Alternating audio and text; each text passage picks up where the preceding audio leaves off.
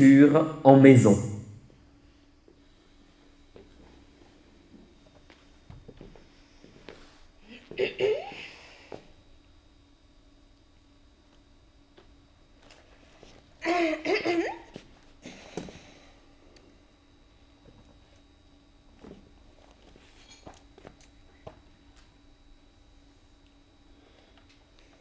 Vous cherchez? J'ai rendez-vous avec le ministre de la Culture. C'est moi.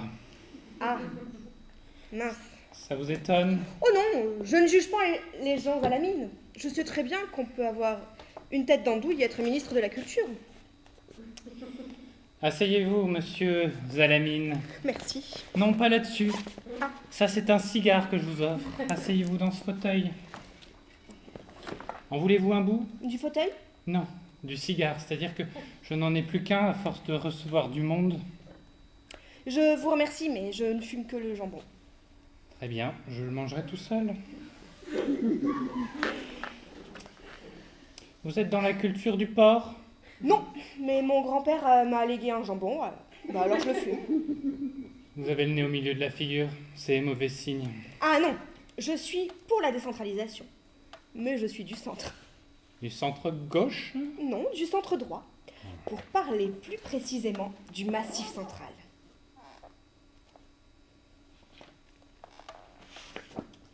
J'ai lu votre projet de maison de la culture.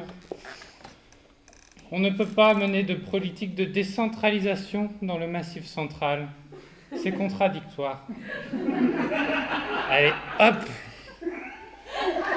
Revenez me voir quand j'aurai changé de ministère. Ah non, stop, monsieur le ministre. Comme le disait Pascal, le centre est partout, la circonférence nulle part. Eh oh! Et ne me hurlez pas dessus! J'attaque! Bon, Pouvez-vous me dire ce que vous entendez par centre culturel si vous êtes partisan de la décentralisation culturelle? ce que j'entends, monsieur, rien du tout. On n'entend que vous dans cette maison. La maison de la culture que je préconise, monsieur le ministre, et c'est son originalité, n'a pas de centre. Et où voulez-vous que je la construise? Nulle part? À la circonférence? Nulle part veut dire partout. Lisez Victor Hugo, que diable, et laissez-moi m'exprimer.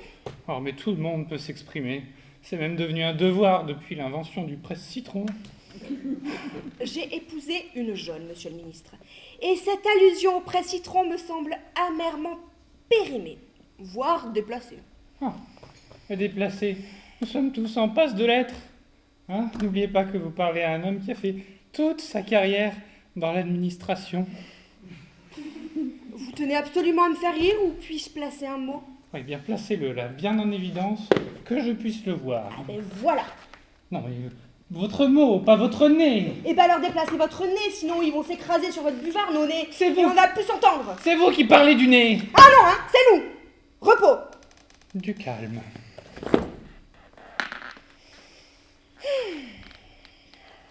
Je vous écoute. Question architecture, par exemple. Mon plan, je l'ai sur moi. Mais il faut que je souffle dedans.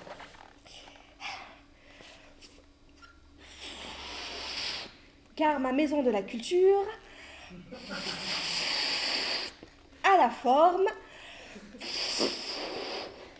de ce ballon.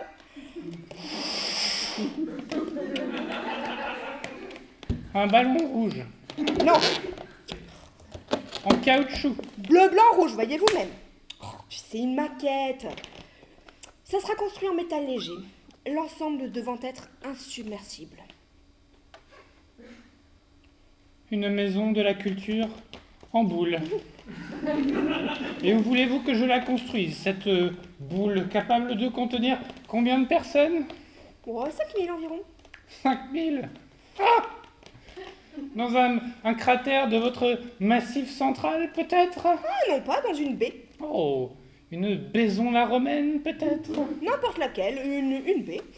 Ma maison de la culture est conçue pour être remorquée au large. Partout. Partout. Et les spectateurs, comment les concevez-vous? Debout? Excellente remorque, monsieur le ministre, excellente remorque.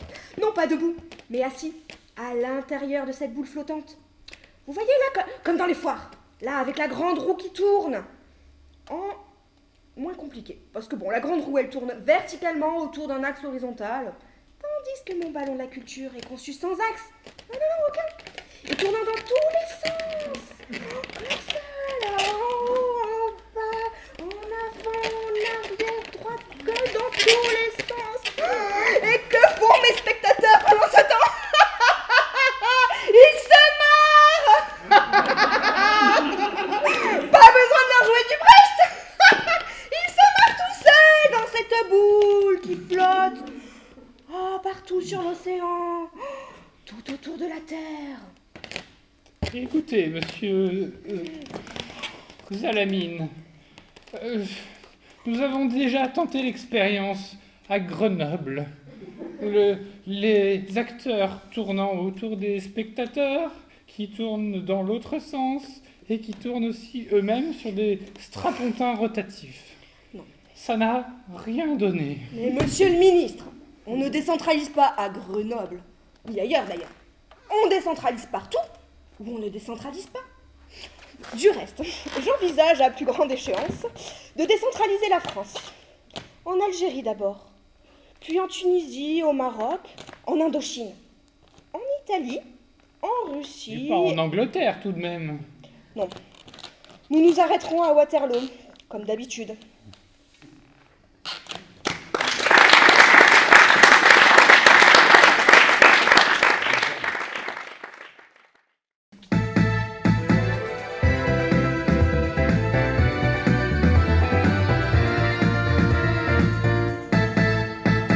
Le jeu télévisé Décrocher la timbale.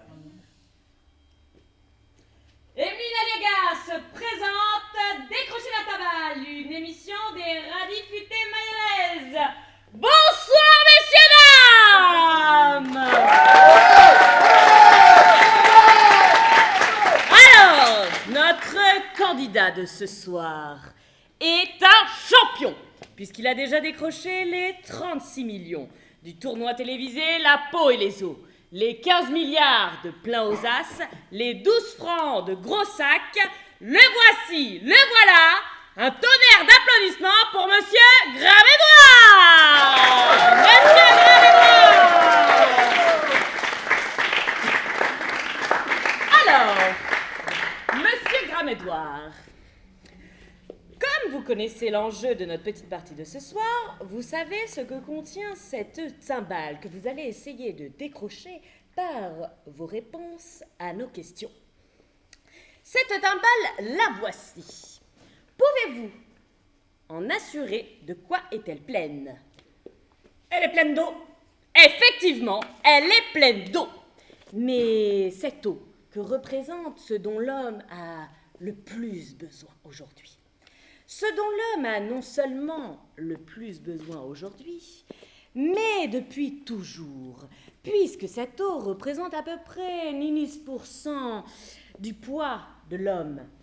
Cette eau qui, espérons, vous allez pouvoir décrocher grâce à cette timbale, nous pensons, espérons réellement que vous, Monsieur Gramédouard, allez pouvoir distribuer à vos enfants. Puisqu'on m'a dit que vous aviez plusieurs enfants, apparemment. Hein? Combien? 42. Effectivement. Mais, bravo! 42, dont un aveugle, 3 borgnes, un chef d'orchestre de 8 ans, une petite fille, et un réfugié hollandais. Bravo, hein, bravo. bravo. Eh bien, Monsieur Gramédouard,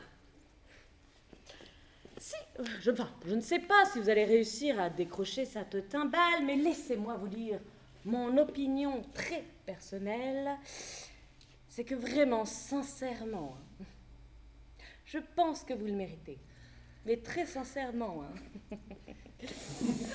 Enfin bon, bravo. Hein. Bon, maintenant, monsieur Gramédouard, passons aux choses sérieuses. Vous allez affronter une épreuve qui, même la sympathie que j'éprouve pour vous, ne vous aidera pas. Vous avez choisi une épreuve très, très difficile. Objective et scientifique. Le sujet est particulièrement, je dois dire, compliqué. Et un très petit nombre de scientifiques connaissent la réponse. Ah bah c'est un sujet qu'il y a beaucoup de gens qui seraient bien embêtés si on leur posait des questions dessus. Hein. Eh oui, eh oui. Et ce sujet, quel est-il, monsieur Gramédouard? C'est moi. Eh oui, c'est vous, monsieur Gramédouard. Nous allons vous poser des questions sur vous. Oui, tout à fait. Mais tout d'abord, voici un chèque de 3 milliards à votre nom! Bravo! Bravo, monsieur Gramédouard! Donc vous pouvez, si vous le souhaitez, partir dès maintenant avec ce chèque à votre nom. Nous ne vous en tiendrons pas rigueur. Hein. Nous savons ce que c'est d'être père de 42 enfants. Eh oui, eh oui. Hein? C'est difficile, hein? C'est difficile. Ouais.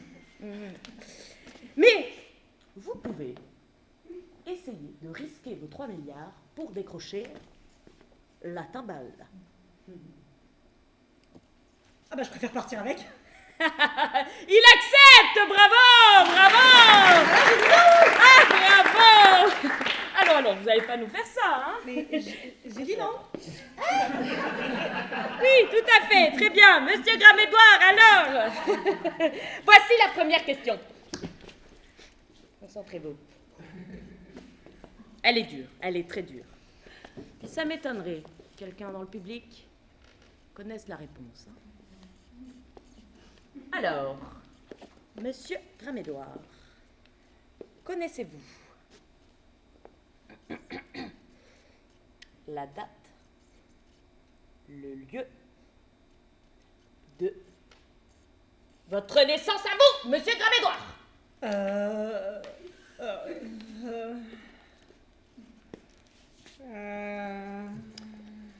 Je répète.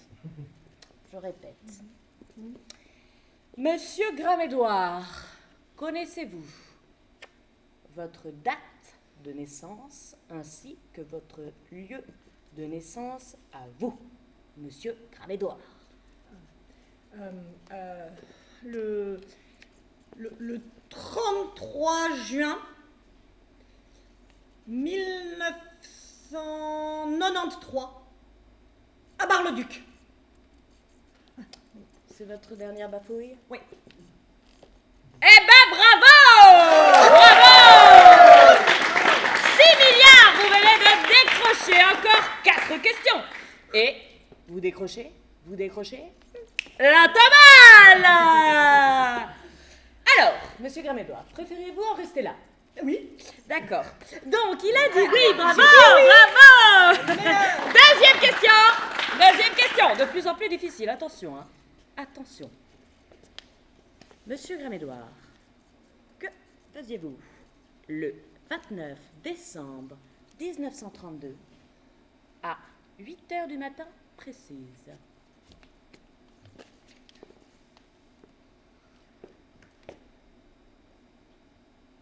Je dormais. En effet, il dormait. Bravo! Nous en sommes à 9 milliards. Troisième question.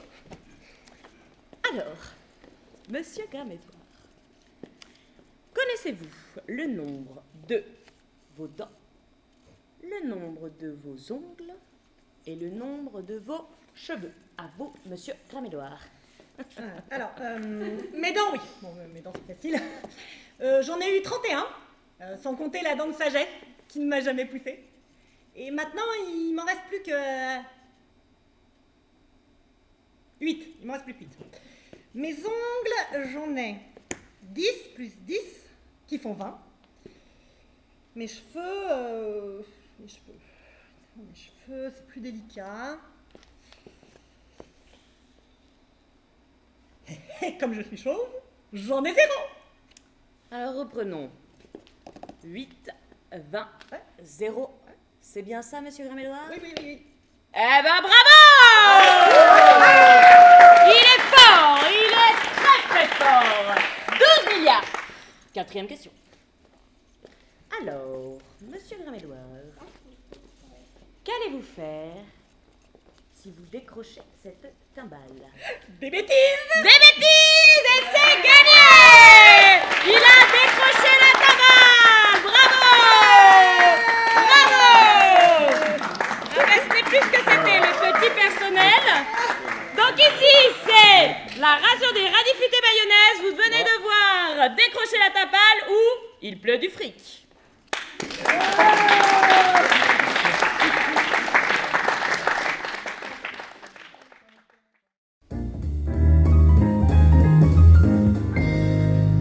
La pluie.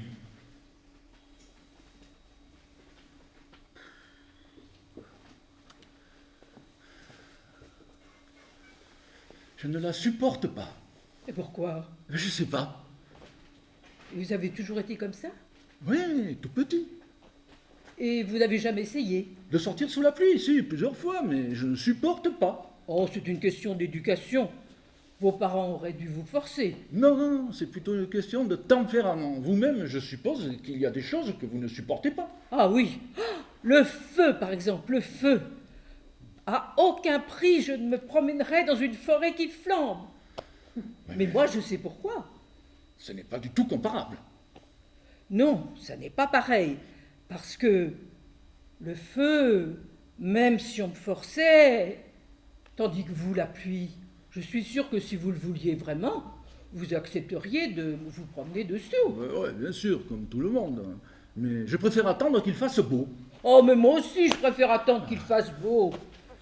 Mais enfin, qu'est-ce que vous avez contre la pluie? Quelque chose de spécial? Non, non, moi, rien, hein, je l'aime bien la pluie, c'est joli, ça fait un bruit que j'aime bien. Et puis, ça fait du bien aux fleurs. Mais ce que je n'aime pas, c'est me promener dessous. Oh, tout ça n'est pas très clair. Voulez-vous que nous fassions une petite expérience? Vous êtes dans la campagne, vous êtes cerné. D'un côté, vous avez une forêt qui flambe, et de l'autre côté, il va se mettre à pleuvoir. Qu'est-ce que vous faites? Eh ben, j'attends que ça s'arrête. Mais ça ne s'arrête pas. Il faut choisir. Qu'est-ce que vous choisissez? Eh ben, je choisis la pluie, bien sûr, mais sans joie. Mais vous venez de me dire que vous aimiez la pluie. Oui, oui, je l'aime bien la pluie, mais de loin. Oh, de loin, de loin. Vous êtes un drôle de type. Non, non, je ne suis pas un drôle de type. Il y a des choses quand même comme ça, mais pas de trop près. Vous-même, le feu que vous ne supportez pas, eh bien, je suppose que vous l'aimez bien. Ah oui, je l'aime bien pour faire cuire mes nouilles et pour allumer ma pipe. Oui, mais vous n'aimez pas vous promener dedans. Eh bien, moi, la pluie, je n'aime pas me promener dessous. C'est pareil. Ah non, c'est pas pareil. Parce que le feu, figurez-vous, ça brûle. Et à la longue, ça tue. Ouais, on dit ça de l'alcool aussi, mais ça ne vous empêche pas d'en boire. Ah, l'alcool, ça tue à la longue. Mais pas à la même longue que le feu. Pour le feu, c'est une longue plus courte. Une langue plus courte? C'est vague. Non. Moi, je veux bien que le feu et l'alcool, ça brûle tous les deux, c'est pareil. Mais enfin, la pluie, ça ne brûle pas. Non, mais ça mouille. Mais c'est pas la pluie qui mouille, c'est l'eau. Ah, voilà. La pluie, c'est de l'eau qui tombe. Et l'eau, pour qu'elle mouille, il faut qu'elle tombe. Hein. Et de l'eau qui coule comme ça, lentement, avec des gens qui se promènent le long, ça ne mouille pas. Non. Les rivières, pour qu'elles mouillent, il faut tomber dedans. Voilà, tomber. Pour être mouillé, il faut que ça tombe. Ou bien c'est l'eau qui vous tombe dessus, ou bien c'est vous qui tombez dans l'eau. Dans les deux cas, il y a chute. Et je me demande même si ce ne serait pas la chute qui mouille. Ah, la chute. Oui, mais pas n'importe quelle chute. Que ce soit un pavé qui vous tombe sur la tête ou vous qui tombez dans l'escalier, dans les deux cas, vous êtes sec. Pour qu'une chute mouille, il faut qu'il y ait de l'eau dedans. Oh, il faut que je note ça sur mon carnet. Pour être mouillé, il faut 1, de l'eau, et 2, une chute. Ça va loin, ça. Ah ben je pense bien. En fait, ce qui vous dérange dans la pluie, ce n'est pas qu'elle tombe, c'est qu'elle mouille. Oui, mais voilà, ce qui me dérange, c'est avec la pluie, c'est d'être mouillé. Mais ce que je n'aime pas qu'elle mouille, la pluie, c'est moi. Pour le reste, elle peut mouiller tout le monde, ça m'est égal. Et si la pluie ne mouillait pas, vous accepteriez de vous promener dessous. Eh bien, certainement, si elle ne mouillait pas. Mais alors, ce n'est pas la pluie qui vous dérange, C'est quoi? c'est d'être mouillé. Oui, voilà, c'est d'être mouillé, voilà, c'est ça qui me dérange. Eh bien, je crois que ce soit la pluie ou toute autre chose, ça vous est égal. Oui, que ce soit la pluie ou autre chose, je n'aime pas être mouillé. Ah, alors je suppose que vous ne vous lavez jamais, Oh, si, tous les jours. mais sans vous mouiller. Oh, bah, évidemment, avec de l'eau, on ne peut pas faire autrement. Et vous ne supportez pas. Si. Et alors? Vous avez beau dire. Une douche et une averse, c'est différent, ça je le veux bien. Mais ce que vous n'aimez pas dans la pluie, c'est qu'elle vous mouille quand vous êtes habillé. Voilà, c'est ça, je n'aime pas ça. Bon, c'est bizarre. Et quand vous êtes tout nu, vous acceptez de vous promener sous la pluie. Ben ouais, enfin, quoique, en réalité, ça ne m'est jamais arrivé. Jamais. Non, jamais. Et pourquoi? Je suppose que c'est à cause de la police. La police. Ah. Mais vous voyez ce qu'on découvre quand on s'efforce de raisonner un petit peu. Vous me dites, je n'aime pas la pluie. Qu'est-ce que ça veut dire? Ça veut dire que vous craignez la police. Mais il n'y a pas de honte à ça, il fallait le dire plus tôt. Que je crains la police? Mais oui, puisque c'est ça qui est vrai. Eh bien, je vous le dis, je crains la police. Je crains la police. Bon. Eh bien, voilà une vérité qui n'est pas très claire. Ce qu'il faudrait savoir, c'est pourquoi vous craignez la police. Non, mais attendez. La police, je ne la crains pas continuellement. Je la crains quand j'ai envie de sortir et de me mettre tout nu parce qu'il pleut. Donc, vous craignez la police quand il pleut. Oui. Et quand il ne pleut plus, elle cesse de vous gêner. La police? Eh ben, oui, logiquement. Alors, rien ne vous empêche de vous promener tout nu quand il fait beau. Rien.